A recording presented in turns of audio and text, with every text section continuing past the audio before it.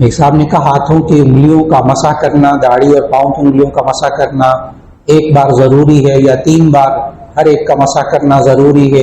تو اس کا جواب یہ ہے کہ میں نا اپنی یہاں جب مسائل کی نشست ہوتی ہے نا، یہ والی سبق بھی جب جامعہ شفیع میں پڑھانا ہوتا ہے نا، وہاں یہ نہیں کہتا ضروری ہے، لازم ہے، کرنا چاہیے، یہ لفظ نہیں بولتا. یہ عوام کے لیے ہے، عوام کے لیے یہ فرض ہے، یہ واجب ہے، یہ سنت موقدہ ہے، یہ سنت غیر موقدہ ہے. بات مکمل ہو. یہ کہنا ضروری ہے، چاہیے، اچھا کام ہے، اس سے بات واضح نہیں ہوتی، اگلے کو سمجھ میں نہیں آتا کتنا ضروری ہے. اب یہ داڑھی کا مسح کرنا، پاؤں کی انگلیوں کا خلال کرنا، میں پوچھا کیا ایک بار ضروری ہے؟ تو اس کا جواب یہ ایک بار بھی ضروری نہیں ہے. اگر ضروری کا مطلب فرض واجب ہے. سنت غیر مؤکدہ، داڑھی کا خلال کرنا، داڑھی کا خلال کرنا، انگلیوں کا خلال کرنا سنت غیر مؤکدہ. سر کا مسح کرنا چوتھائی سر کا فرض ہے، پورے سر کا مسح کرنا سنت ہے.